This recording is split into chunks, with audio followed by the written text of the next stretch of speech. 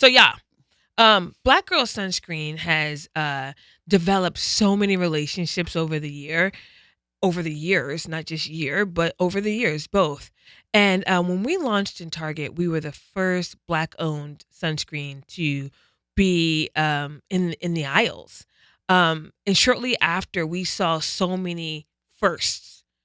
The first Latina brand, the first brand to have X, the first brand to have Z, and it was so motivating and inspirational.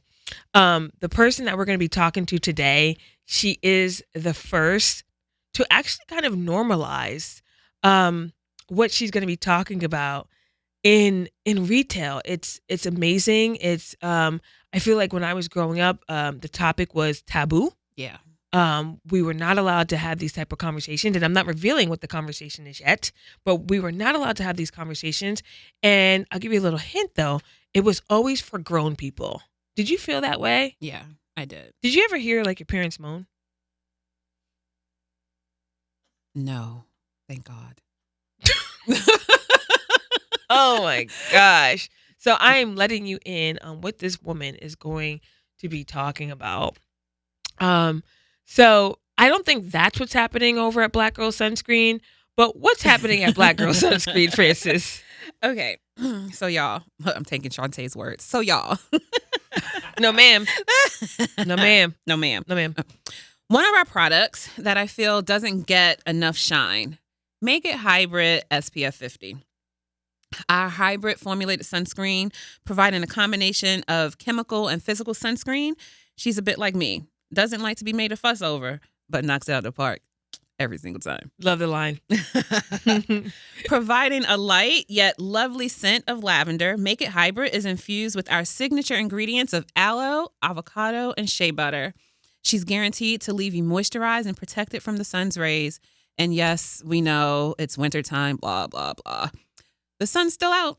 Y'all know me. The sun's still shining, even through the clouds. So protect yourself.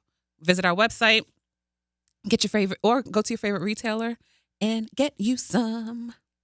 And Francis, so who do we have sitting next to us? Oh, today's guest is I so love fun. Okay, y'all. Today's guest is a sexologist and founder of Bloomi, an intimacy company that creates inclusive sex education and clean intimacy products for all bodies that help you get in the mood. She is breaking barriers for herself and her community as she is one of the few Latina entrepreneurs in the country to secure more than $3 million in funding for her company, the first Latina to launch an intimacy brand in Target nationwide, and created the first sexual wellness major at the University of California, Berkeley.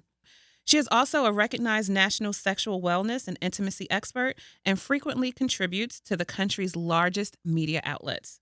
She is a proud mother, wife, and Latina of Mexican descent.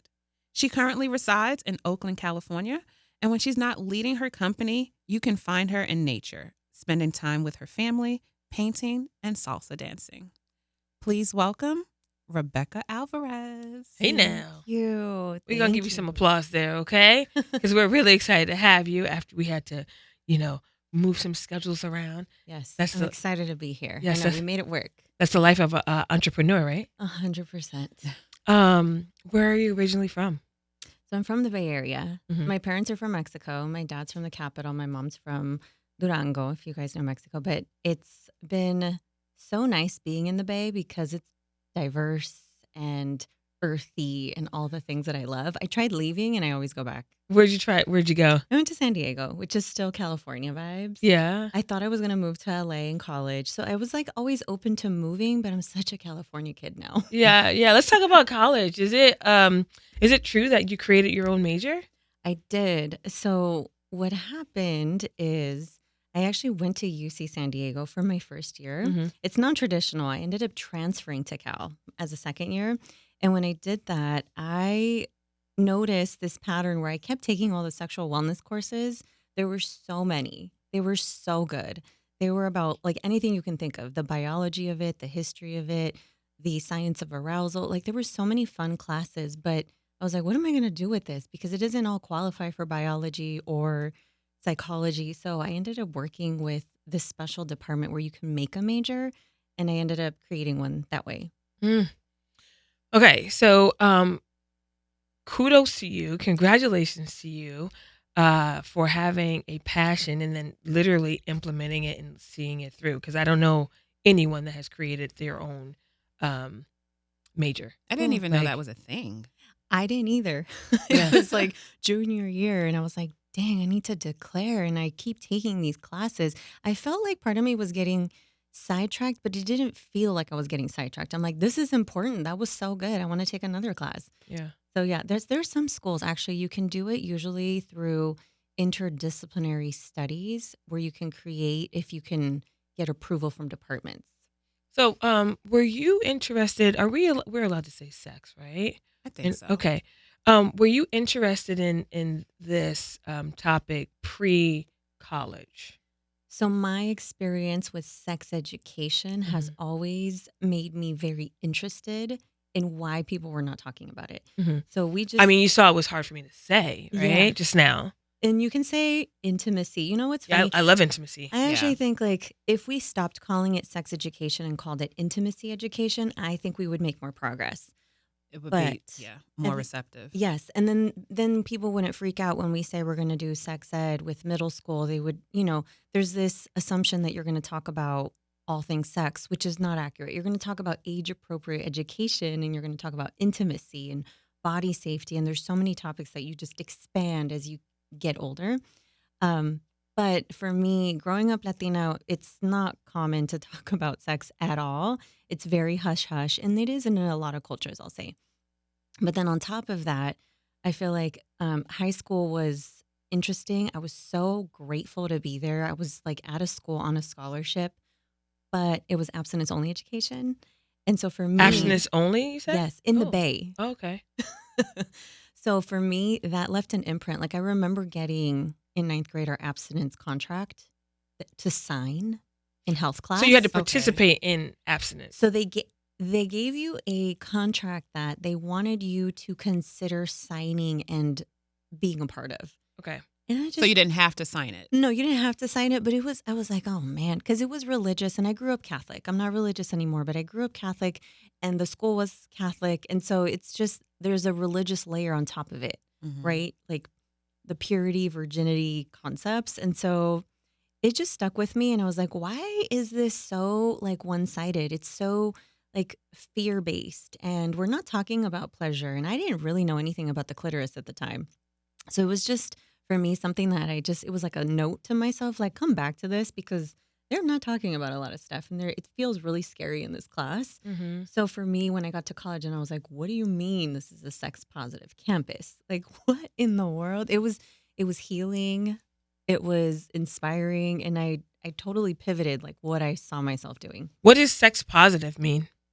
Sex positive means that you're open to learning about sexuality in a really comprehensive way, that you can talk about, all of the health things, the relationship safety, but you're cool also talking about the pleasure side and the joy of that. So it's like you're open to the full spectrum of it versus abstinence only education is really focused on non-pregnancy, don't get a STI, that kind of messaging. So two extremes, actually. Yeah. Yeah.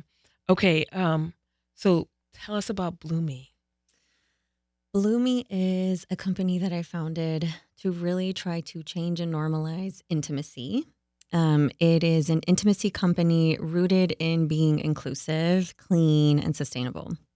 So for me, Bloomi is sort of my like love letter to the world where I'm trying to create intimacy products that are really easy to use, that you're not embarrassed to use, where it's more just leave it on your nightstand. Oh, Well, we know that is not. going to happen. Well, as you said, people aren't that open in discussing it, right? So, Mhm. have you seen, let's just say, like on social digitals, are people taking snapshots of Bloomi on their vanities, on their nightstands? So this is the thing about the world of sex. Mhm. It's this behind the curtain world Mhm. where it just feels like you can't. For the past few decades, I feel like you're either like fully immersed and it's just too much, it's too forward, or it's very hush hush and you're not talking about it. And what I'm trying to do is normalize it so that people find joy in gifting this to each other, Mhm. buying it for your partner, yourself, and yes, leaving it out. So when we do social campaigns, we're really trying to take a picture with the product, but it's not ever like inappropriate, right? It's Yeah. more just a wellness vibe.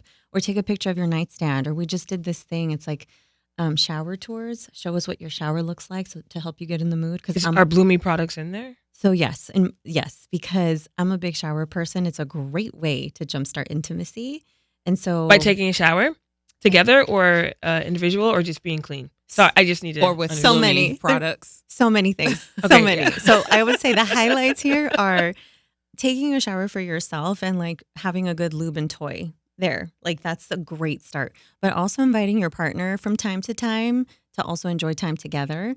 And then depending on the products, a water-based product is good. Like a water-based lube, we have one that's organic. It's really nice.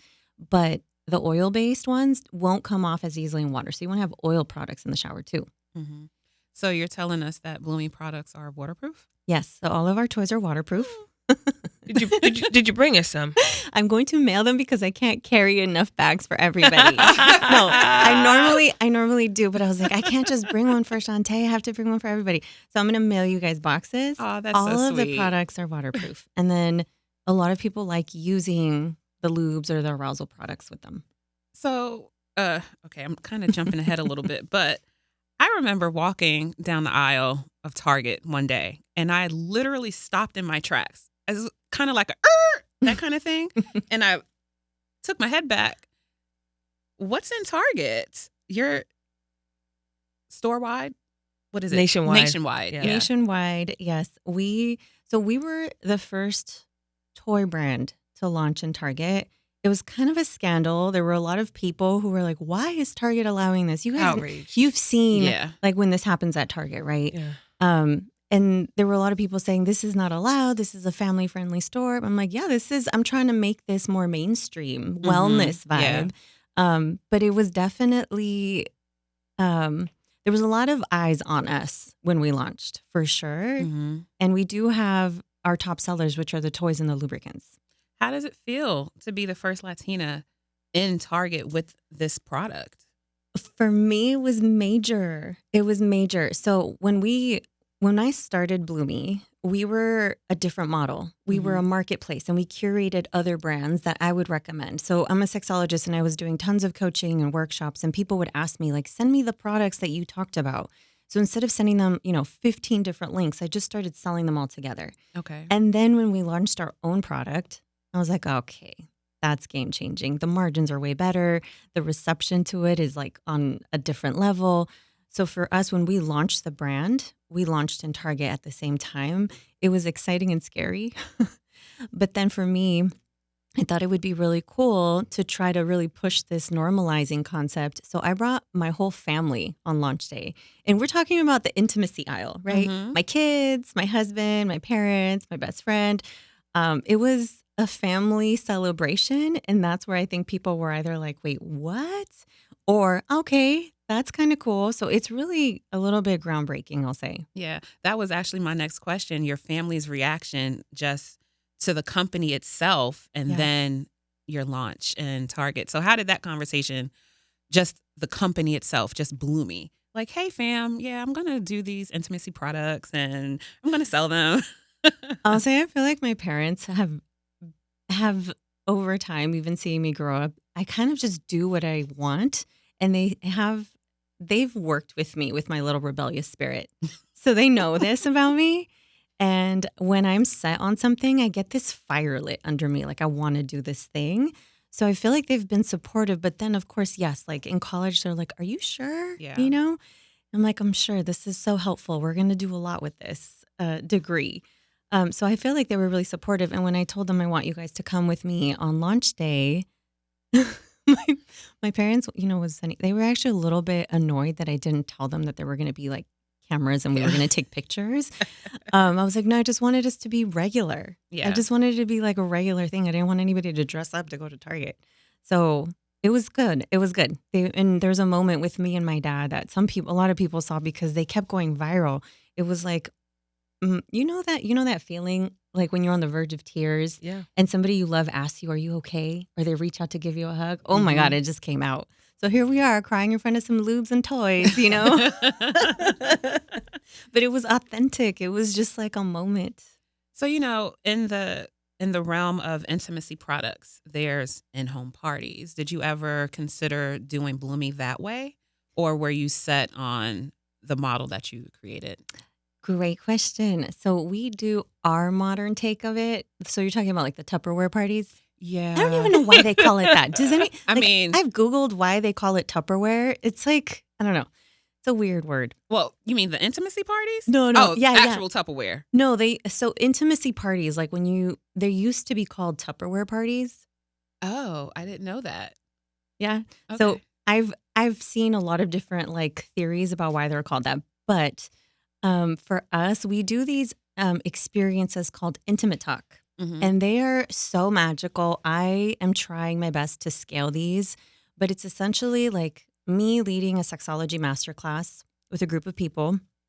And really quickly, people become really comfortable, open up, laugh, cry, all of the above. We're experiencing delicious food with aphrodisiacs, drinks with aphrodisiacs. So Mhm. just like everyone leaves with such beautiful feedback. And so I'm doing these events in certain cities, and you know this. It's like I'm trying to balance. That's amazing for our brand and for me. I get so much from that, but they're not scalable in the way we're doing them. So I'm trying to balance that. And right now we're doing them a few times a year. Okay. But if it brings you so much joy to your soul, It does. I think you should continue to do it, even if there's no monetary benefits. Yeah. Just the education part.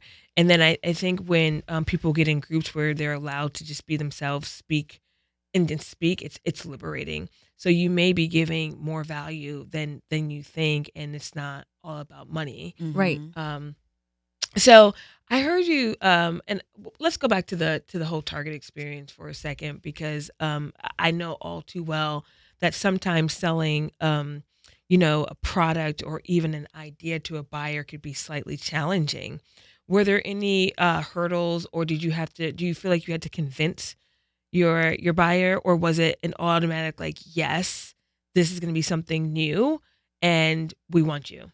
And so our buyer at Target is used to that category because she's overseeing the lubes and the condoms, Mhm. right? And I think our approach to it was we were bringing the first plant-based line to her. We were bringing a sexologist-led brand. We're the only bilingual brand on shelf, so English and Spanish. Most of the time brands go French, which is interesting to me. So I think that she saw the value in it. It's just that Target itself has a lot of limitations on what we can do. Sure. So the advertising side and the promoting me as like the Latina founder on Hispanic Heritage Month is a no-go. Things like that where I'm like, we're working uphill a lot, and retail is so great for brand awareness, and like there's so many amazing reasons to be in retail, but retail is a beast. And it's like there's been high highs and low lows for sure. I don't think that it's necessarily the category. I think it's a mixture of who's owning the category and how leadership influences that. So what led your decision to launch into the 1,000 stores of CVS? Okay, so for me, what I was trying to double down on is making it really easy for the consumer to shop these products conveniently. Okay. So somewhere where if you're going to pick up, refills on something, oh, I'm going to get like a pleasure product too. So we're testing it. We're trying to And real quick, see. what's a pleasure product? A pleasure product is anything that brings you pleasure. Okay. So it's like a toy, right? We can call it a massager. We can call it a sex toy, a lubricant. We currently have our arousal oil in CVS. And an arousal oil is really great at boosting intimacy and desire. So if you're not in the mood, let's say you're too tired or you're stressed, which are the two common reasons that we see people have low libido, this is a great jumpstart product. So that's what we're testing at CVS. Do you smell it, or do you put it on your body? So you put it on your intimate skin. Oh. And it helps jumpstart blood flow. Naturally, though, here's the thing. Oh my gosh, I've tried so many of the arousal oils that have the stinging. Have you guys heard of an arousal oil? Yes. No. I've never been Look to. at her I've face. never been to a I Tupperware wanna know party. what yes Because means. I used to I've never I used been. to do Tupperware parties. I missed this. Yeah. Well, No you didn't miss it because you never I didn't- told anyone. Right. I didn't say anything. Oh my gosh. Now we got to talk about that. That's why I'm so intrigued. Oh my gosh. This is so good. Look at I this. had no Look at this. idea. Francis is excited. I'm just cheesing. What is going on? There's a side of Francis I we haven't missed all seen that. before. I've never been to one of these gatherings, if you will. Mhm. So, if you don't mind, just kind of breaking it down. Yes. And I have a major question that I want to ask you, and it's not about retail. It's just more Okay. about. So tell us about pleasure, oils, all that stuff. Okay.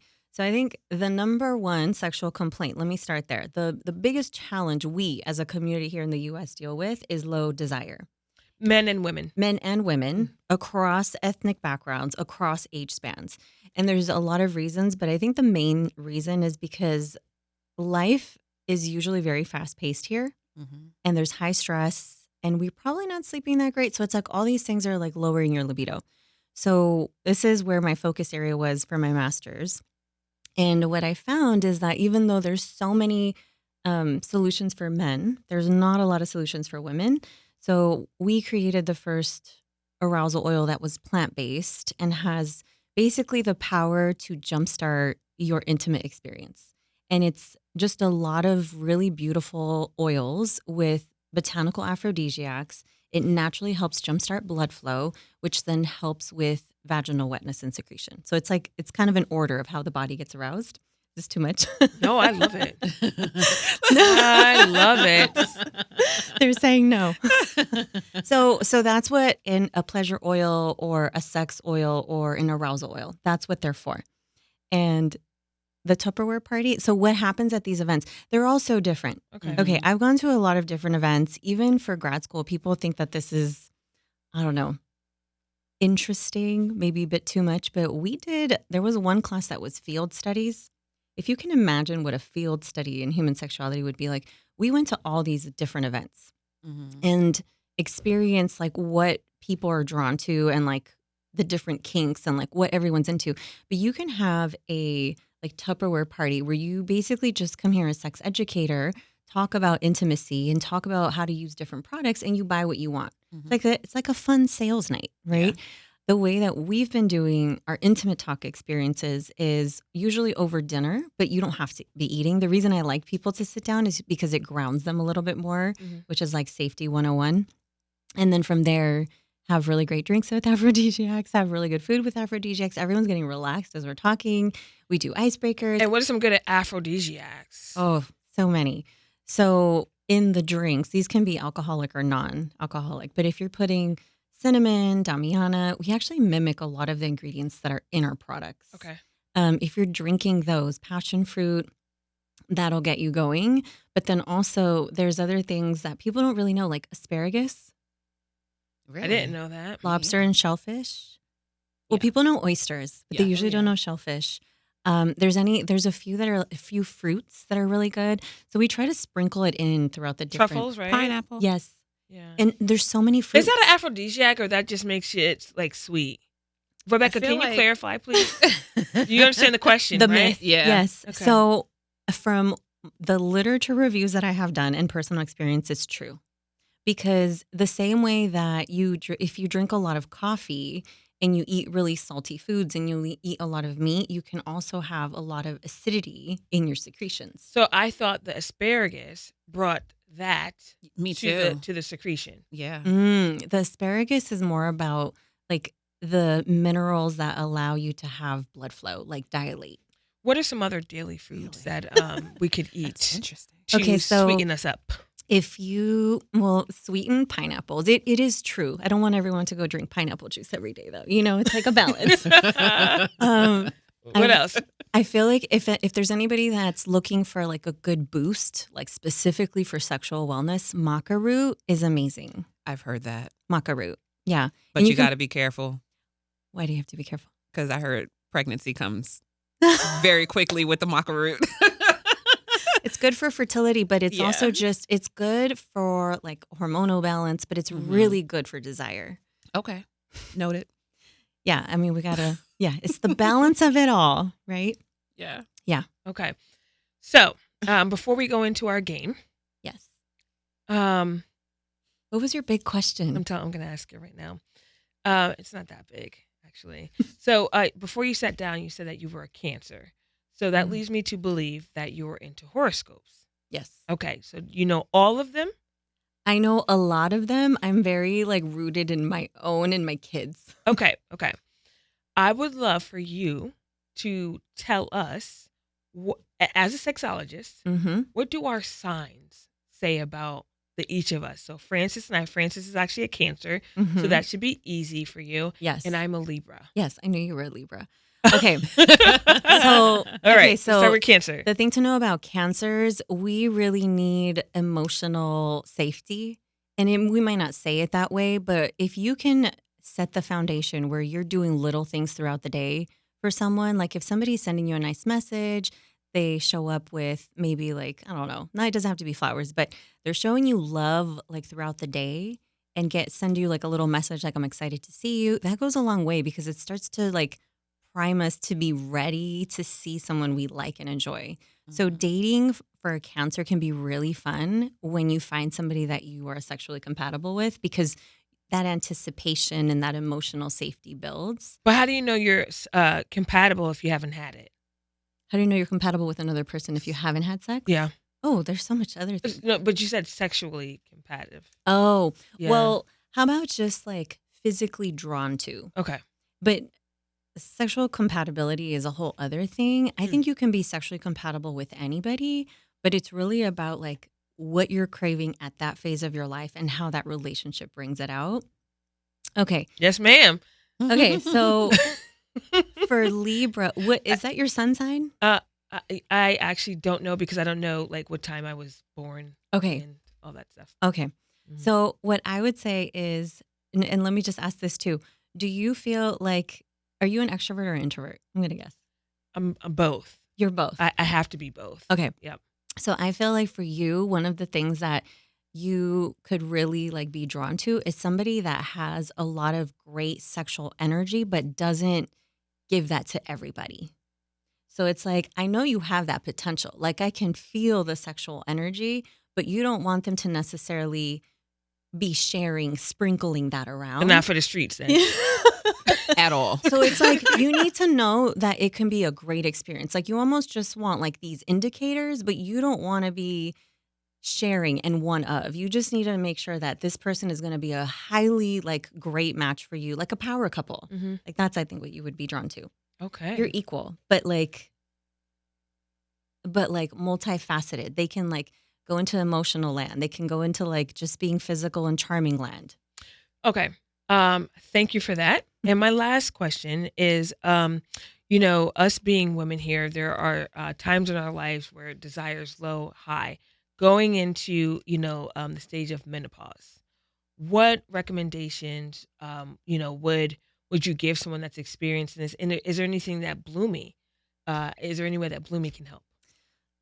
Bloomi has the potential to do so much. I just want to call this out. It's all about resources, So I would happily double down on the things that we see working when, I'll say, knock on wood, we get those resources because we're venture backed and we're actually in the middle of a raise. So all of that I feel like is possible. And we have the team and the experts to be able to create really good solutions. For menopause, what's interesting, and I've seen this personally, but we see it in a lot of our data. There's a lot of anxiety about it. Mm-hmm. And so if you're in your 30s and 40s, you want to understand what's coming up. And if you're in your late 40s and 50s, you want to know what the hell is happening and how am I going to navigate this? There's so many options to help kind of prep the body going into menopause, during menopause, and after. But not everybody has that luxury of growing old and having like a slow progressive change. Some people, when you have a hysterectomy, for example, you can get menopause overnight, right? Your symptoms can start right away because you no longer have the same hormones in your system and they're not decreasing. So a few things you can do. There are some herb like combos that you can take just to start balancing your hormones, reducing some of the like hot flashes and things like that. But when you get to the point where you know that you're getting close to menopause, you can also do hormone things. And I'm not an advocate of like, go get estrogen or go get hormones, but there are like miracle workers where you can get these like pellets, suppositories, and they bring moisture and they bring a little bit of hormonal balance. Those go a long way. You can also do things with like UV, like when you have like UV, like vaginal. Oh my gosh, I don't know why I'm blanking on the term, but the vaginal UV, where it basically helps with blood flow and it helps like reduce the atrophy. Because when we get older, everything gets thinner, right? Mhm. So it's like the lining of our uterus gets thinner, and sometimes we can get these tiny little micro tears, which create like a not great feeling when you're having sex. So you want to use a great lubricant that's not going to sting, that's going to be really good for that. So yes, products can be natural solutions, but I feel like we could go to that next level and actually talk about the benefits of herbs and hormones too. I appreciate that. Thank you so much for your knowledge. I was so drawn to Bloomi when I saw it. I said, okay, someone Aw, pushing the envelope here. thank you. You're very welcome. Congratulations on everything. Before we end, we play a little game Yes. called This or That. You choose whatever comes to mind. I think this might be the naughty edition. This is definitely the naughty Is it a edition. naughty edition? Are you Everyone's eyes are getting big. ready? Francis has the first question. Mhm. Oh, I do? Do No, I? You have the first question. Okay. All right, ready? Ready. Silk sheets or satin sheets? Mm. Wow. Okay. Actually- It depends on like the time of the year because you don't want to be too hot in the summer or too cold in the winter. But I feel like silk feels better. Okay. Okay. Naughty texting or calling? Texts. You can do so much with these texts. These emojis help you out. You can. You don't even have to say a word, right? Y'all Just nasty. emoji. Y'all nasty, girl, because I don't know how to text. Like, I don't know how to sext. No, just no. use an emoji. Just- So No, I you don't. can even do a little calendar invite your partner to this, and just put an emoji. Like it's just Ooh, I like that. So y'all having a sexting date? we have a family calendar and we have our date nights on there. Very nice. Very Mhm. nice. Okay. Scented candles or dim lights? I'm a fan of the senses. When we engage our senses, it makes everything more heightened. So I like both. I think as long as it's not like too fragranty, I love a good candle. Yeah. Confession booth or truth and dare? I would say truth and dare because a confession booth makes me feel like I'm going to church. I and knew getting you in were going to trouble. say that. Yeah. I knew you were going to say that. SVU. SVU. Date night or spontaneous adventure out? Ooh. Okay. For me, the reality is date night because I kind of have to schedule it. There's a lot going on. I have to coordinate these kids' schedules. But if you can be adventurous and get out there and do spontaneous stuff, that is so good for your relationship. So my internal goal is I would love to do that, but the reality is date night is what keeps us going. So when the kids turn 18, boom, spontaneous. Back to it. A little more. 50 That's you, yeah. That's me? Yep. Okay. 50 Shade style or classic romance? I just couldn't get behind the 50 Shades thing. Yeah, okay. It's like, I don't know. Maybe if it was a little more diverse and realistic, maybe. So a good romance novel, good erotica, Blindfolds or feathers? blindfolds. Can you not have both? I mean, Have both because when you take the blindfold, you're reducing one sense, which means you're Mhm. going to be heightened. You're going to be like paying attention more. So if you run a feather on your body or even just your finger in your hands, make sure they're warm, please. facts. You will feel it more. Oh, yeah. My husband knows. Warm hands, please. Couples yoga or couples cooking class? Oh, I just like that they're both couples. So sweet. Okay, all about the science or all about the vibes? The vibes, Okay. energy, moody, Cancer. Last one. Fancy lingerie or cozy pajamas? Mm. I do love good lingerie. It looks good, but Mhm. what's more common is the cozy pajamas. Cozy pajamas can be sexy too. They can. Mm-hmm. Mm-hmm. Is that more common? Because I don't know. Like I've been taught to always be super just I don't want to use the word feminine, but just like lingerie every day. Actually, You can still be Every feminine. day. Mhm. Every day? Wow. minus minus cycle days, but every day. You can still be feminine in cozy pajamas. Not feminine, but you know. I think it's beautiful to have like pieces that are going to make you feel good. Mhm. So Mhm. a lot of people when they're doing lingerie, it feels like it's for a special occasion. If you're doing it every day, like you're on another level. That's amazing. I just feel like the cozy, like if you have a cute tank top and you're kind of like showing a little bit, or it's like you can do it too. Do it too. Mm-hmm. Rebecca, this has been informative. This has been so fun, and honestly, just really real. Yeah. So appreciate this conversation. Appreciate your time. Thank you, and I'm a huge fan of everything you're doing, how you're doing We didn't it. even So we didn't even ask we you about didn't. Black Girls. But can I Sunscreen, say one but- thing? Sure. Okay, so I am your way in with Latinas in so many ways. Okay, Speak on it. this product has been life changing for me too, and I think for me, I remember being really annoyed when I would use sunscreen, and even for me, it would leave a little bit of a cast. But I remember when I put it on my husband. This is when we were like dating. And I was like, "What the hell happened?" And it was like all white on his face.